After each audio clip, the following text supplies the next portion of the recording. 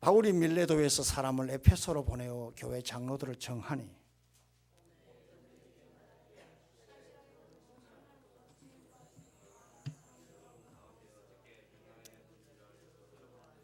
곧 모든 겸손과 눈물이며 유대인의 간계로 말미암아 당한 시험을 참고 주를 섬긴 것과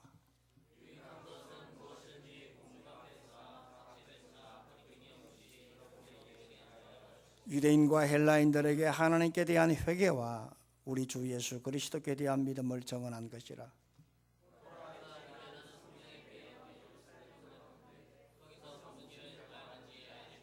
오직 성령이 각 성에서 내게 정언하여 결박과 환난이 나를 기다린다 하시나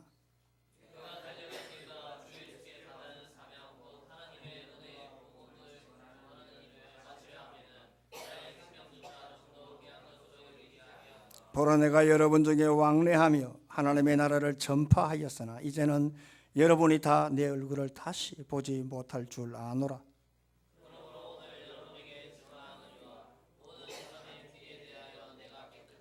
다 같이요. 이는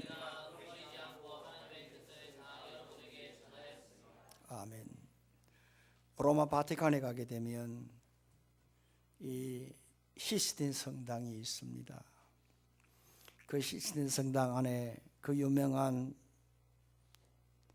미켈란젤로의 최후의 심판 그림이 그려져 있는 것을 아시는 분들 있을 것입니다. 천국에 간 사람들 또 지옥에 떨어진 사람들 이런 그림이 이 시스틴 성당 본당 이 천정에 이렇게 그림이 그려져 있습니다. 그 가운데 예수님의 제자들 또 창세기에 나오는 한 400여 명의 이 인물들이 그렇게 그려져 있는데 특히 예수님의 제자 가운데 이 바돌로메의 모습을 보면 참 인상적입니다. 왜냐하면 이 바돌로메가 손에 벗겨진 이 가죽을 들고 있는 모습 때문입니다. 그런데 그 가죽 위에 그려진 그 얼굴을 가만히 보게 되면 그게 누구냐 하면 바로 미켈란젤로 본인의 모습, 본인의 얼굴입니다. 왜 그럴까? 왜 그런 그림을 그렸을까? 왜 바돌로메가 이렇게 손에 벗겨진 그런 가죽을 들고 있는데 그 가죽 위에 왜 자기의 얼굴을 그려 놓았을까? 그것은 바로 그런 심정으로 바돌로메처럼 주를 위해 헌신하다가 주 앞에 가겠다라고 하는 고백이요 다짐을 그 그림으로 이렇게 나타낸 것입니다. 실제로 이 미켈란젤로가 4년간 이 시스틴 성당의 이 천정에 이 벽화를 그림을 그릴 때에 그가 얼마나 처절하게 작업을 했는지 4년간 마치고 났을 때 그의 나이가 37살이었습니다만 그때의 모습은 60대 초로의 노인처럼 보였다고 합니다. 얼마나 열심히 일을 했던지 같이 작업을 하던 작업 인부들이 왜 그렇게 천정에 매달려서 그렇게 누워가지고 그런 일을 하느냐, 왜 그렇게 수고를 하느냐, 좀 쉬다고 하라고 하니까 하는 말이 뭐냐 하니까 하나님이 보고 계시기 때문에 그렇다고 얘기를 했다고 합니다. 여러분 우리가 이걸 알아야 합니다. 신앙이라고 하는 것은 항상 자신을 향한다는 것을 알아야 합니다. 신앙은 결국 나를 향한다는 것입니다. 미켈란젤로는 이 신앙은 항상 자신을 향한다는 그런 분명한 신앙 철학이 있었기 때문에 4년을 하루처럼 초지일관 변함없이 헌신하고 신앙을 할 수가 있었다 하는 것입니다. 마틴 루터 킹 목사님은 이런 말씀을 했습니다. 거리에 청소부를 할지라도 미켈란젤로가 그림을 그리듯 베토벤이 음악을 연주하듯 그리고 셰익스피어가 시를 쓰듯 청소하라고 했습니다. 무슨 말이냐면 내가 하는 일은 나에게 향한다는 것입니다. 자신의 일은 자신을 향해야 한다는 것입니다. 자신의 일은 자신이 책임을 져야 한다는 것입니다.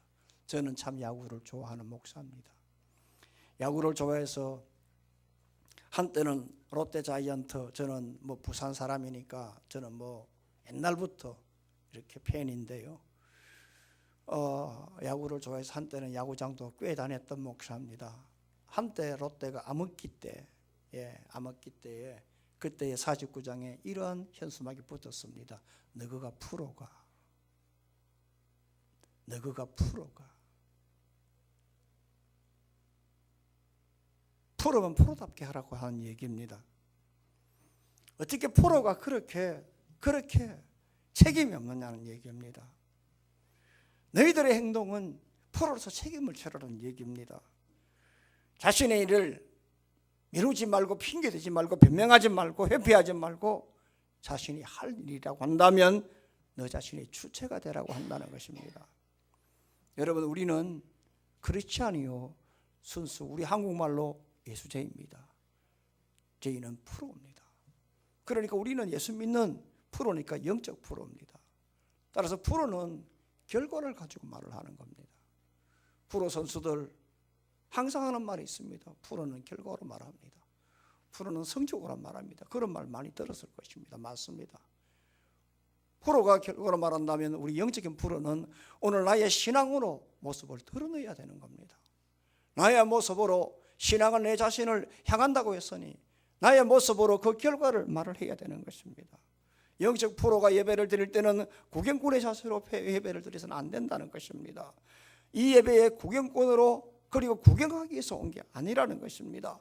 목사가 설교를 잘하는지 안 하는지, 찬양대가 찬양을 잘하는지 하지 않는지, 그 화음에 맞는지 안 맞는지 체크하러 온 것이 아니라는 것입니다. 예배자로서 하나님 앞에 바로 서고 예배자로서 하나님 앞에 영광 돌리고 하나님 앞에 신령과 진정으로 예배를 드릴 자를 하나님께 찾는다 제태오라고 했으니까 하나님의 찾는 그 사람에 대해 그런 자세로 예배를 드리는 사람이 영적 프로의 예배자라고 한다는 것입니다. 영적 프로로서의 헌신도 마찬가지입니다. 하나님이 우리에게 은혜를 주셨고 건강을 주셨다면 이 몸을 어떻게 좀 더 하나님의 온전하게 번제를 바칠 수 있을까? 헌신제물이 있을까? 그러한 헌신제로 나아가는 것이 바로 영적 프로라는 것입니다. 영적 프로로서 믿음도 마찬가지입니다. 내가 어쩌다가 우연찮게 믿은 것이 아니라 하나님의 놀라운 경륜과 섭리로 나를 믿게 해주셨다. 그러니 그 믿음의 삶을 드러내야 된다는 것입니다. 영적 프로로서의 영향력도 마찬가지입니다. 오늘 내가 예수 믿는 사람으로서 이 알로마 그리스도 향기라고 한다면 다른 사람에게 기쁨을 주고 그리고 소망을 주고 그리고 즐거움을 줄 줄 알고 말 한마디에 영향을 끼칠 수 있는 사람이 되어야 된다는 것입니다.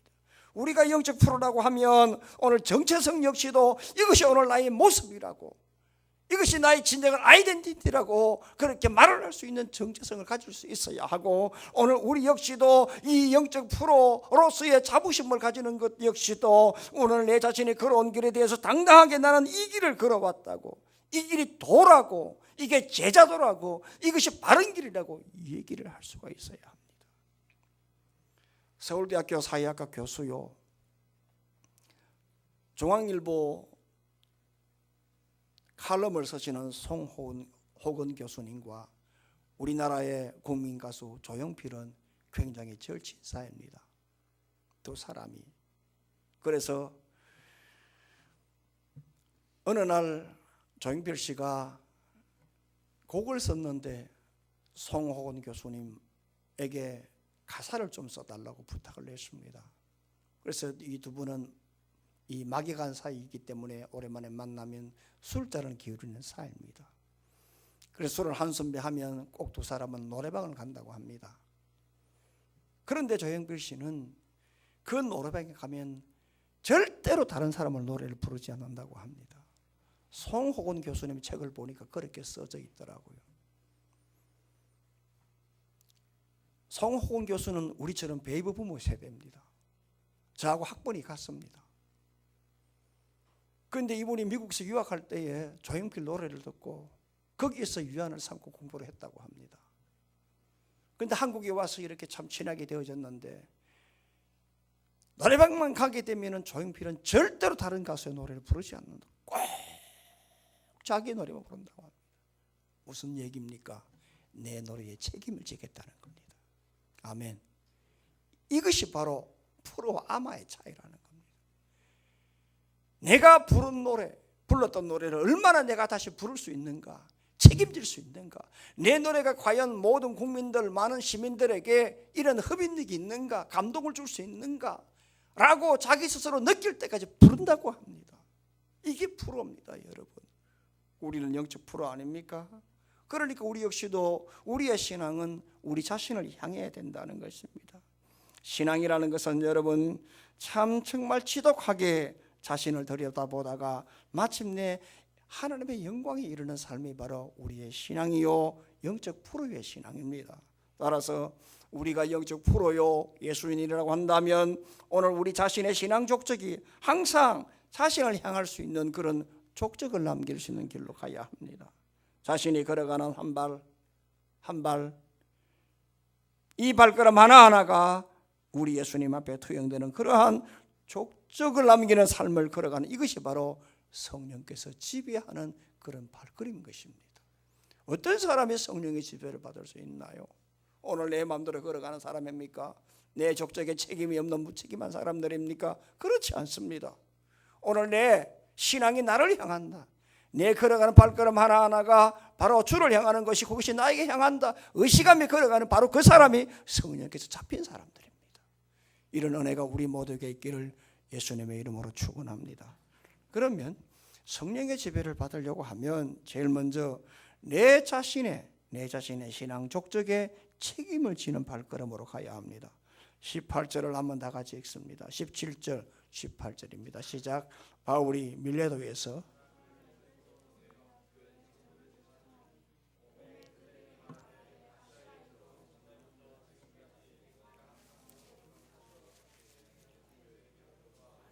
지금 사도 바울은 굉장히 바쁜 일정을 보내고 있습니다.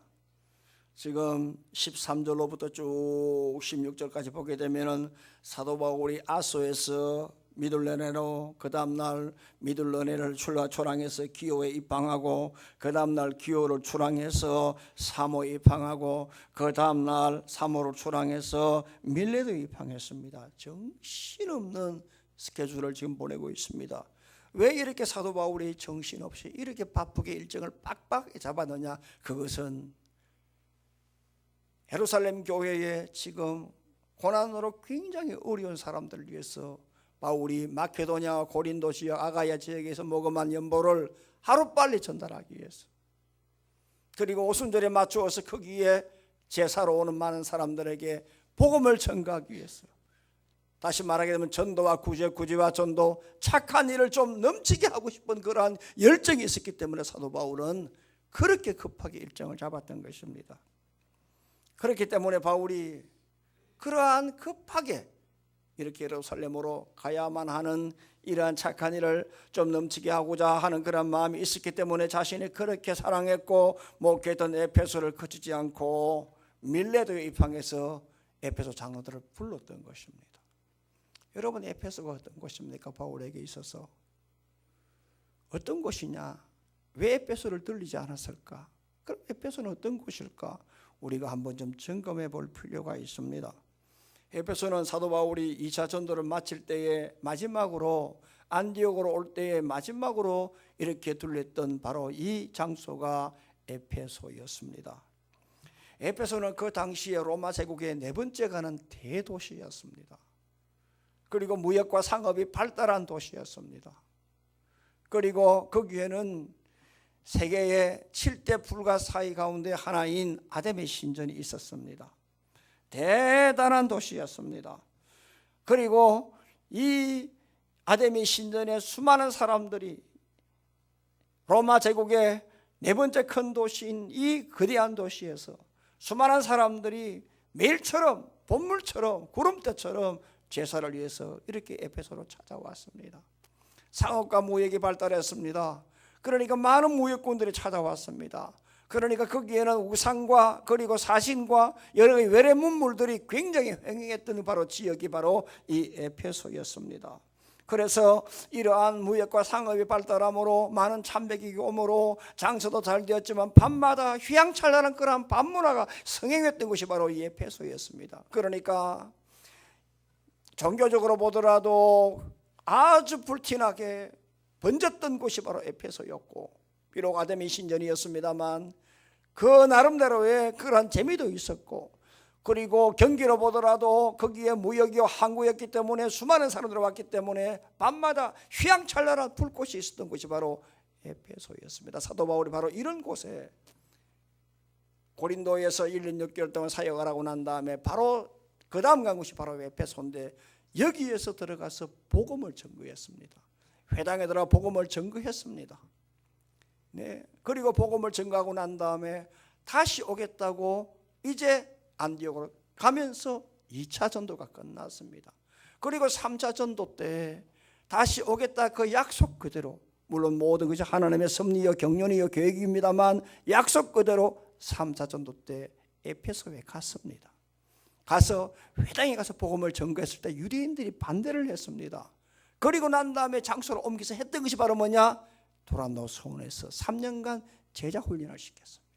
그 무지랭이들, 아무것도 모르는 사람들 한 사람 한 사람 오늘 십자가가 무엇인지, 부활이 무엇인지, 성경이 무엇인지, 예배가 무엇인지, 말씀이 무엇인지, 기도가 무엇인지, 교회가 무엇인지 3년간 눈물로 가르쳤습니다. 거기서 평신도를 하나님의 사람으로 만들고 세우고 장로로 비유업을 만들어서, 그리고 난 다음에 하나님 앞에 두고 또 떠났습니다. 그리고 난 다음에 오늘 이렇게 제자훈련으로 복음의 역사가 일어나자 거기에 주의 말씀이 허황되어져서 많은 마술사들이 얼마나 은혜를 받았지, 그들이 그 마술책을 불에 던졌는데 그것이 무려 5만이 되는 무지무지한 그런 돈이, 그렇게 돈에 해당되는 그런 책들을 불살랐다고, 그런 엄청난 역사가 에페소에 일어났습니다. 그러니 여러분들 한번 생각을 해보십시오. 거기에 사도 바울로부터 복음을 듣고 은혜 받은 사람이 많았어요.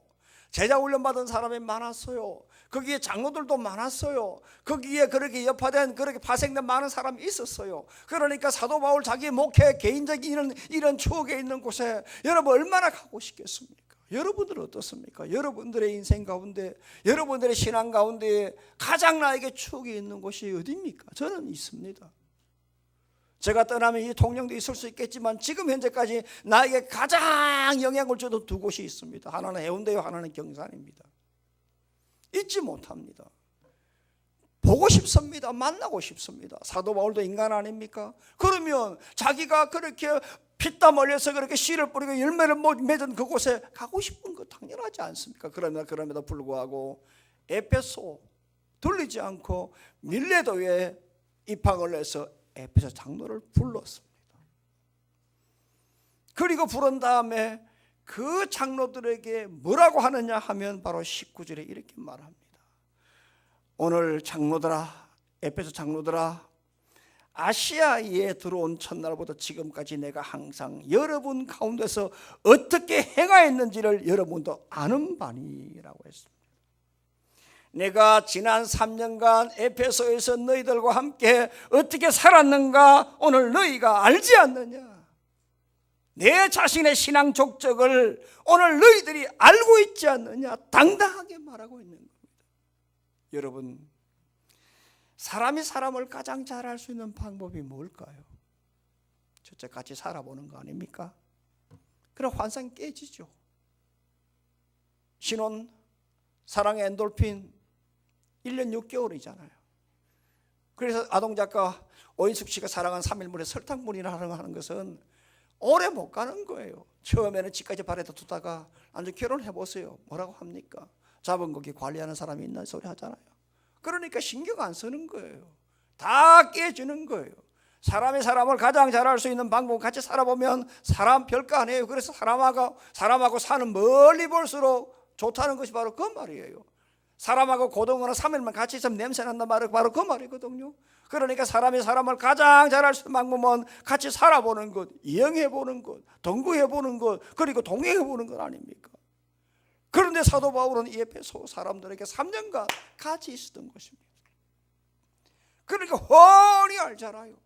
저 사람이 누군지, 어떤 사람인지, 사고방식이나 삶의 모습이나 오늘 그 사람은 은행 일치가 되는지 안 훤히 알죠. 그러나 사도 바울은 자신이 3년간 그가 어떻게 목회를 했는지 자신의 분명한 신앙 족적을 남겼기 때문에, 그 신앙이 자신을 향할 수 있었기 때문에, 그리고 향한 그 자신의 분명히 자신이 있었기 때문에 당당하게 오늘 지난 3년간 내가 너희들과 같이 살았던 이것이 어떤 거가 너희들이 알지 않느냐? 어떤 사람이 여러분 성령의 지배를 받느냐? 내가 걸어온 길에 대해서 분명하게 말할 수 있는 사람입니다. 내 자신의 인생을 책임질 줄 아는 사람, 바로 이 사람이 주 안에 영적 프로입니다. 사랑하는 성도 여러분, 사도 바울의 인생을 한번 돌아보세요. 그가 은혜 받기 전, 그리고 은혜 받은 이후, 소위 말하는 그 비포와 애프터를 이 두 가지를 가지고 한번 보세요. 은혜 받기 전, 예수 믿기 전에는 그가 방향은 틀렸지만 그는 자기 나름대로 분명한 인생의 목적이 있었어요. 자기는 자기 나름대로의 신앙에, 자기 나름의 종교관에 분명한 족적이 있었어요. 그 사람은 율법주의자였어요. 그 사람은 바리새인 중에 바리새인이었어요. 그러니까 완전히 율법에 미친 사람이었어요. 그러니까 예수 믿는 사람들 다 잡아 죽이겠다고 그는 완전히 혈안에 지금 뭉쳐있던 사람이었어요. 그 사람은 다른 것 없었어요. 하나님을 대적하는 누구든지 그냥 두지 않겠다는 것입니다. 그가 스데반을 죽일 때, 돌로 쳐 죽일 때에 그때 손가락질하면서 죽이라고 집행했던 바로 그 사람의 바로 대사도 바울의 옛날 모습이었어요. 이 사람이 환경적으로 볼 때 이 사람은 대단한 사람이었습니다. 로마 시민권자였습니다. 그리고 이 사람은 귀족이었습니다. 부자였습니다. 율법의 박사였습니다. 힘이 있었고 건세가 있었습니다. 요즘 말로 말하게 되면 금수저 가운데 금수저입니다. 엘리트 가운데 엘리트여 얼마든지 갑질할 수 있었습니다. 그렇지만 사도 바울이 부활의 주 예수 그리스도를 다메섹에서 만나고 난 다음 그는 돈이 없었습니다만 돈에 매이지 아니했고 아무리 주의 일을 하더라도 피곤해도 일에 매이지 않은 사람이었습니다. 돌에 맞았습니다. 옥에 갇혔습니다. 수없는 매를 맞았습니다. 3번 태장에 맞았습니다. 3번 파손당했습니다. 강의 위험과 강도의 위험과 그리고 죽을 고비를 여러 번 남겼습니다. 그렇지만 자기 자신은 피해가지 않았습니다. 변명하지 않았습니다. 자신의 신앙의 길에 대해서 예수 만나기 전에 역시도 자기 자신에 대해서 분명하게 말을 할 수가 있고 할 수 있었지만 그러나 그 모든 것을 다 제쳐두고 예수 만나고 난 다음에 복음 때문에 수많은 고난을 당했지만 자기는 그 족적에 대해서 변명하지 않았습니다. 도망가지 않았습니다. 외길로 걸어왔습니다. 그래서 당당하게 걸어왔기 때문에 그가 고린도 교회에 편지할 때에 내가 그리스도를 본받는 자 된 것 같이 너희는 나를 본받는 자가 되라고 말씀합니다. 빌립보 교회에 편지할 때도 나는 비천에 처할 줄도 알고 풍부에 처할 줄도 알아. 배고픔과 배부름과 풍부와 궁핍에 오늘 처할 줄 아는 일체의 비결을 배웠노라고 했습니다. 자기 자신에 대한 신앙의 족적을 책임질 수 있다는 겁니다. 나는 이런 길을 걸어왔다는 것입니다. 신앙은 자기 자신을 향한다고 했습니다. 너가 프로가 그래 나는 프로다 이야기할 수 있어야 된다는 것입니다. 오늘 영적 프로인 예수님은 오늘 믿음이나 예배나 영향력이나 오늘 우리의 헌신이나 우리의 믿음이나 기도나 이것이 다 할 수 있다라고 내 자신의 족적을 책임지고 말을 할 수 있어야 된다는 것입니다. 엊그제 3.1절이었습니다. 우리는 해방의 기쁨 8.15 해방만 생각합니다만 그러나 3.1절 만세 운동이 없었다면 8.15는 없었을 것입니다. 그러니 3.1 운동, 제가 새벽기도 3.1절 새벽기도 때 말씀했습니다만 3.1 운동은 8.15의 불쏘시개입니다. 3.1 운동이 십자가라면 8.15는 부활입니다. 그 당시에 태극기를 든다 자살행위입니다. 그런데 십자가를 들었습니다. 죽겠다고 했습니다. 이 십자가, 이 고난, 이 죽임, 이걸 생각했기 때문에 8.15라고 하는 부활의 해방을 하나님이 주셨습니다. 따라서 만약에 3.1 운동이 없었다면 아마 태평양 전쟁이 끝났더라도 아마 우리 대한민국은 지금까지 조용히 일본의 속국이 되어 있을 줄 모릅니다.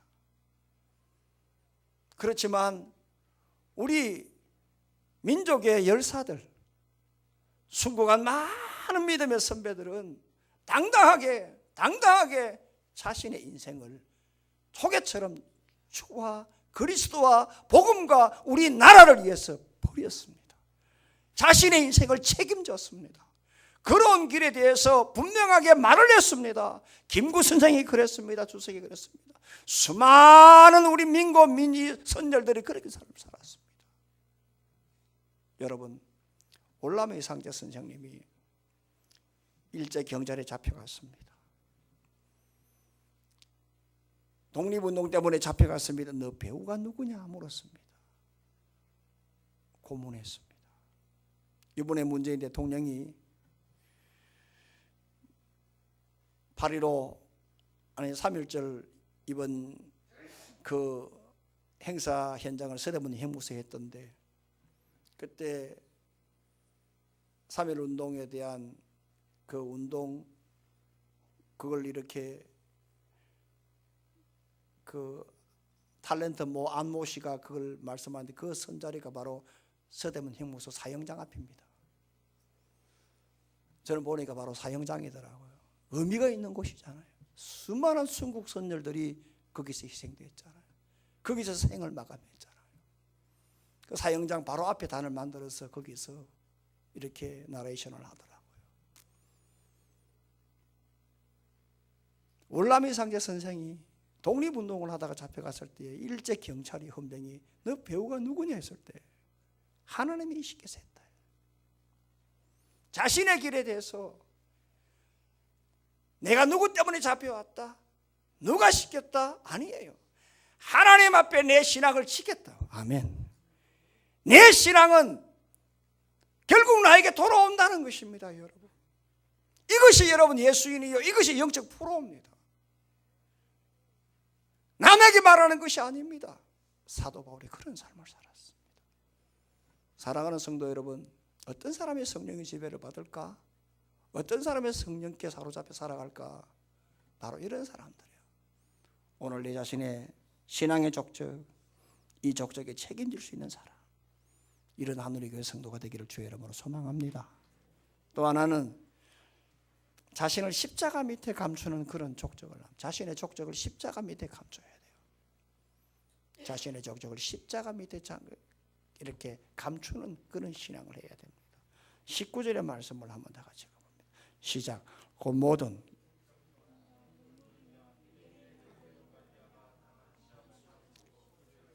다 같이요. 다시 한번 시작.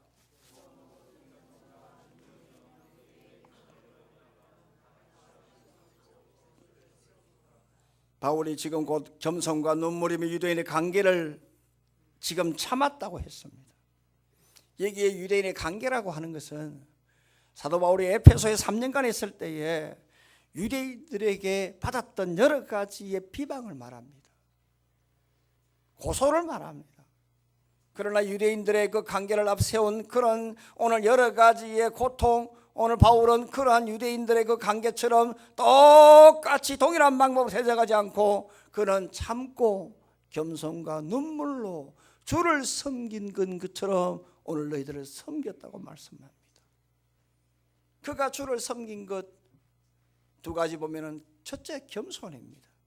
겸손하다, 이 말은 무슨 말이냐? 오늘 타페이노 프로슈네입니다. 타페이노 프로슈네, 이 말은 뭐냐 하면 낮은 마음이에요. 겸손을 말해요. 바울은 로마 시민권자 아닙니까? 제가 모두에도 말씀했습니다만 그런 히브리인 중에 히브리인 아닙니까? 율법의 박사 아닙니까? 그런 로마 시민권자요, 갑부요, 그리고 많은 돈을 쥐고 있는 그 사람의 아들 아닙니까? 그리고 그가 얼마나 똑똑했습니까? 가말리엘 문화에서 사사를 받으며 유학을 했던 사람 아닙니까? 얼마나 똑똑합니까? 그러니까 에페소에서 그가 복음을 전가할 때에, 유대인들이 복음을 이야기할 때에, 유대인들에게 막 이렇게 유대인들이 율법에 대해서 말할 때에 자신의 어떤 지식을 가지고 얼마든지 변장할 수 있잖아요. 자기의 동료들이 두 명이 끌려갔을 때에 바로 같이 찾아가서 나는 로마 시민권자라고 자신의 신분을 밝히면 자기의 동료를 빼놓을 수 있잖아요. 그렇지만 그 어떤 경우에서도 바울은 자신의 지식을 나타내지 아니했고, 그 어떤 경우에서도 복음 앞에서 해가 된다면 자신의 신분을 드러내지 않았습니다. 오직 하나님의 영광이었습니다. 오직 하나님의 의가 나타나기를 원하면서 자신은 자신을 낮추었습니다. 십자가 밑에. 그래서 그는 예수를 만난 다음에 자신의 학식, 배경, 가문, 신분, 이 모든 걸 배설물처럼 버렸다고 빌립보서에서 말씀합니다. 그가 그렇게 똑똑했지만 바나바와 함께 안디옥 교회에서 동역을 할 때 자신은 단 한 번도 바나바 위에 서려고 하지 않았습니다.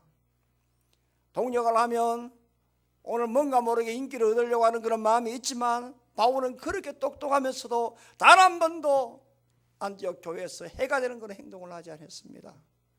자신을 십자가 밑에 감추었습니다. 여러분, 지난주 제가 빌리 그레 목사님에 대해서 제가 잠깐 소개를 했습니다만, 빌리 그레 목사님이 73년도 여의도 광장에서 전도 집회를 할 때 실화를 말씀을 드리면요, 그때 통역을 수원중앙 침례교회 극동방송 이상 되시는 김장한 목사님께서 하셨다고 했지 않습니까? 빌리 그레 목사님이 엊그제 자신의 고향에서 영면했습니다. 하나님 부름을 완전히 받고, 그리고 이렇게 안장이 되어졌습니다.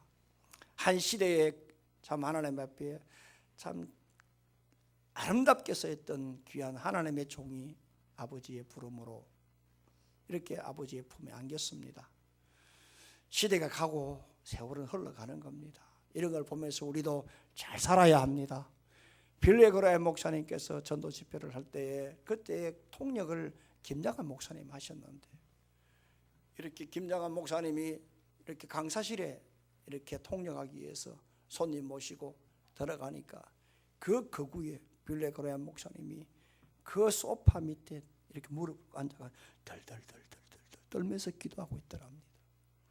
덜덜덜덜 떨면서 기도하고 있더랍니다. 그래서 그 손님과 함께 이런저런 얘기를 나누면서 그때 이런 말을 했다고 합니다. 지금 전도 집회가 그때 300만 명이 넘게 넘어 있다고 했잖아요. 마지막 날은 마포대교에 구름대 같은 사람들이 밀려내려왔다 했잖아요. 마지막 날 117만 명이었어요. 어마어마한 인물들이 여의도로 모래사장으로 한강 백사장으로 몰려들었거든요. 이번 전도 집회가 평양 대부흥 성령 역사 이후에 최초의 역사가 일어났다. 실제가 그랬으니까. 그때 빌리 그레 목사님은 고개를 흔들면서 이렇게 말을 했습니다. 아닙니다. 성령님께서 역사하시는 자리에 마침 내가 있었을 뿐입니다. 아멘. 성령님이 역사하는 그 자리에 마침 내가 거기에 있었을 뿐입니다. 얼마나 겸손합니까? 자신의 신앙 족적 나타낼 수 있잖아요. 자랑할 수 있잖아요. 나라고 이야기할 수 있잖아요.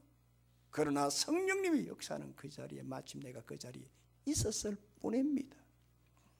요즘 미투 운동이 일어나고 있습니다. 참 뒤늦게나마 바른 운동이 일어나고 있습니다.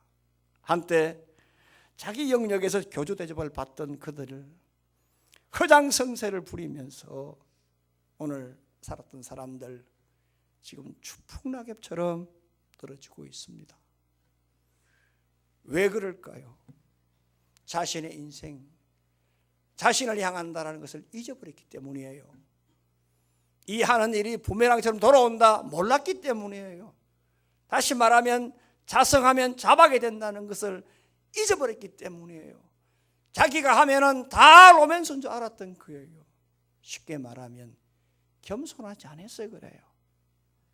교만해서 그래요. 여러분 기억해야 됩니다. 세상에서 최고로 좋은 게 뭐냐? 제일 우선해야 될 게 뭐냐? 학벌 아닙니다. 학벌은 둘째고 인성이 제일입니다.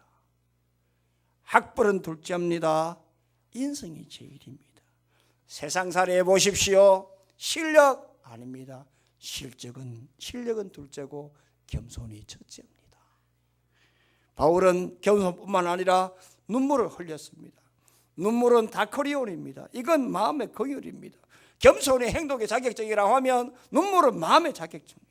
사도 바울이 에베소서 복음을 전할 때에 눈물을 흘리며 가르쳤습니다. 말귀를 못 알아먹을 때에 눈물로 반복하면서 그 말씀을 알아먹을 때까지 교육을 했습니다. 사도 바울이 항상 기쁜 마음으로만 했을까요? 항상 좋은 마음으로만 했을까요? 답답하지 않았을까요? 저도 지금까지 제자 훈련을 한 목사입니다. 어떤 날에는 오늘처럼 눈에 실핏줄이 터져서 정말로 못하겠다 하는 날도 있었어요. 그렇지만 오늘 이 사람들 알아먹을 때까지, 한 번은 제자훈련하는데 2학기를 개강했는데 한 사람이 세상에 신천지로 가버렸어요. 기가 막힌 노릇입니다. 한 사람이 신천지 가버렸어요. 여집사 둘이를, 여성도들 둘이를 하는데 세상에 한 사람이 신천지 가버렸어요. 내 목회자들도 그런 꼴 처음 보는 거예요. 여성도 한 명 남았는데 어떻게 내가 단둘이서 오늘 여기에 사겠어요? 사택 가서 했어요. 문을 열어놓고 해도 내가 너무 마음이 부담이 왔어요. 목사 하나, 여성도 하나 있는데 세상에 문을 열어놓고 하더라도 내 마음에 부담이 없었겠어요? 그것도 평일날 밤에. 사택에서 하니까 아무래도 교회처럼 밝지 않잖아요. 침침하잖아요. 이제 예수 믿은 지 얼마 안 되는데 알아먹을 때 해야 되잖아요. 얼마나 답답했겠어요. 저는 이 바울의 마음 1000만분의 1은 알아요. 왜? 제가 제자훈련 목회를 했으니까. 바울이 여러분 얼마나 답답했겠어요. 그러나 알아먹을 때까지, 그가 깨우칠 때까지, 그가 깨우치고 그 모습의 삶의 모습에 그가 사실에 수용될 때까지, 그 자신의 신앙 족적을 남길 때까지 가르쳤어요. 무엇으로? 눈물로 가르쳤어요. 여러분, 언제 눈물을 흘립니까? 머리로 이해할 때입니까? 아닙니다. 성령이 가슴에 와닿을 때입니다. 성령이 터치할 때입니다. 바울은 이런 심정으로 가르치고 목회를 했습니다. 방지일 목사님 몇 년 전에 돌아가셨습니다. 우리 한국교회 성자죠. 방지일 목사님 일제 때 중국 선교사로 가시고 우리 한국교회 원로 중에 원로입니다. 돌아가셨습니다. 방지일 목사님이 이런 말씀하셨습니다. 하나님 앞에서 아기처럼 울어야 한다. 아기처럼 울어야 한다. 나를 눈물의 사람이 되게 해달라고 기도했습니다. 어떤 사람이 성령의 지배를 받느냐? 오늘 자신을 드러내지 않고 겸손한 사람이에요. 오늘 한 사람이 영혼을 위해서 눈물을 흘리는 사람이에요. 그러니까 자신의 족적을 오늘 모든 것을 나라고 나타내서 교만한 사람이 아니요, 오늘 다른 사람이 죽어가도 내 자신을 모른다라고 눈물방울 하나 없는 인면수스러운 사람이 아니라 오늘 그 사람을 공의히 보고 눈물을 흘리며 자신을 낮추며 자신의 족적을 십자가 밑에 드러내자 감추는 사람이 성령의 지배를 받는 사람이에요. 이런 은혜가 있기를 주의 이름으로 축원합니다. 마지막 하나는 고난에 기다려도 사명 감당하는 그런 길로 가는 족적을 남기세요. 22절로 24절을 다 같이 읽어봅니다. 시작. 보라 이제 나는 성령에 매여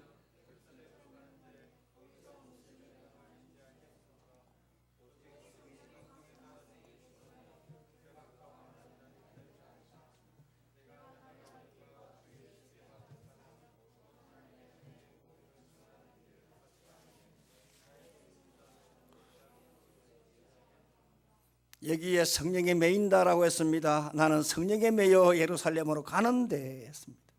여기에 성령은 번유만데 옛날 성경에는 심령이라고 했습니다. 번유만은 심령이다, 성령이다 똑같은 뜻입니다. 나는 매였다, 이 말은 뭐냐 하면 데우라 말인데 묶다, 묶는다 이런 말입니다. 그러니까 성령이 내 심령을 묶었다 이 말입니다. 딱 지금 뭐예요? 홀딩 시켰단 말입니다. 그 성령이 오늘 나를 묶어서 예루살렘으로 인도한다는 겁니다. 그런데 지금 예루살렘 가면 무슨 일을 만날 줄 모른다는 겁니다. 잘 들으셔야 됩니다. 오늘 예루살렘으로 급히 지금 가려고 지금 그렇게 일정을 빡빡하게 급하게 에페소 들리지도 않고 그렇게 불티나게 지금 이렇게 인도하는 것도 성령이요. 또 하나, 성령께서 그렇게 가게 하면 오늘 거기에 고난을 준비시킨 것도 성령이라는 겁니다. 그러니까 빨리 가게 하긴 또 성령이요, 가서 고난이 있다는 것도 성령이라는 거예요. 여러분 생각해 보세요. 우리 같으면 앞에 지금 고난이 기다린다. 이미 바울은 각 처마다 각 갈 때마다 지금 마지막 3차 전도를 마치고 여기서 올라갈 때마다 지금 계속해서 고난이 기다린다. 많은 예언을 들었잖아요. 사도행전 21장 아가보라고 하는 그 예언자가 가이사랴에 도착하니까 가지 말라고 했잖아요. 그 여제자들은 눈물을 흘리며 가지 말라고 했잖아요. 가면 죽는다고 했잖아요. 그들의 성령의 영을 받아가지고 예언했잖아요. 바울도 그 소리 들었잖아요. 바울도 성령을 받은 사람이잖아요. 그런데 이렇게 가게 한 것도 성령이요, 고난 기다린다고 말씀한 것도 성령이라 어떻게 할 겁니까? 여러분? 우리 같으면 고난이 기다린다면 안 가겠죠. 가다가 좀 기다리겠죠. 딜레이 시키겠죠. 그러나 오늘 내 앞에 고난이 기다린다 할지라도, 환난과 결박이 있다 할지라도 내가 달려갈 길과 주 예수께 받은 사명고 하나님의 은혜의 복음을 전하는 일을 마치려 하면은 나의 생명을 조금도 귀한 것으로 여기지 않겠다. 어떤 사람의 성령의 지배를 받는 사람이 내 앞에 고난이 있다 할지라도 사명 감당하겠다라고 초절간 걸어가는 그 사람이 성령에 붙잡힌 사람들입니다. 서울대학 치대를 졸업하고요, 종로에서 치과의사로 성공한 분입니다. 부부가 다 치과의사입니다. 이분이 캐나다 이민을 가가지고 큰 성공을 했습니다. 그런데 거기서 은혜를 받고 목사가 되어졌습니다. 그래서 어느 날 북한 선교를 해야 되겠다고 이 부부가 마음을 먹었대요. 그런데 그 당시에 중학생 아들 둘, 고등학생 아들 하나, 이 아들 때문에 갈등이 생긴 거예요. 잘 들어보세요. 기도만 하면 성령께서 가라고 인도하죠. 가면 이 자식들 고난 기다리죠.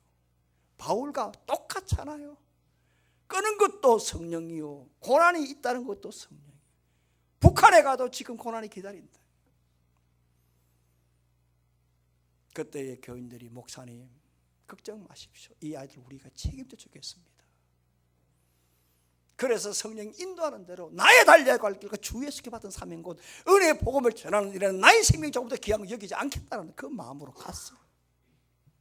지금 북한에 있어요.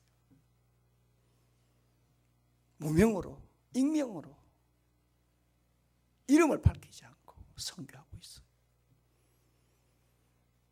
많은 교회가 중국을 통해서 이분에게 지금 후원하고 있어요. 여러분 어떻습니까? 우리가 은혜 받은 자 아닙니까? 그런데요, 여러분 은혜는 하나님이 함께 하시는 거예요. 그런데 하나님이 함께 한다 하는 것은요, 하나님이 그대한 사명을 맡겨주실 때 은혜는요 함께 하는 것인데요, 하나님이 누구와 함께 하느냐면 하나님이 그대한 사명을 맡겨주실 때에 내가 너에게 분명하게 함께 한다, 그래서 사명 감당하라 라고 할 때 하나님이 약속해 줄 때 주시는 말씀이 바로 함께예요. 그래서 예수님이 마지막에 성천하실 때 마태복음 28장 19절 20절에 예수님께서 마지막 성천할 때 제자들에게 오늘 너희들이 지상에 나가 복음을 전파하라 사명 감당하라 했잖아요. 마지막에 우리 예수님께 제자들에게 내가 너희들에게 함께 주겠다, 그러니까 너희들 나가 사명 감당하라고 말씀합니다. 내가 너희에게 분부한 모든 것을 가르쳐 지키게 하라. 볼지어다 내가 세상 끝날까지 너희와 항상 함께 있으리라 했어요. 사랑하는 여러분, 우리가 은혜 받은 자 아닙니까? 아멘. 은혜를 받았다면 하나님이 함께 하는 거예요. 그러면 하나님이 함께한다 이것만 좋아할 것이 아니라 하나님이 함께하는 것은 대사명을 줄 때 하나님이 약속한 언약의 말씀이에요. 그러니까 하나님이 함께한다는 그 사명 감당해야 되고 은혜를 받았다면 우리는 사명의 족적을 남겨야 돼요.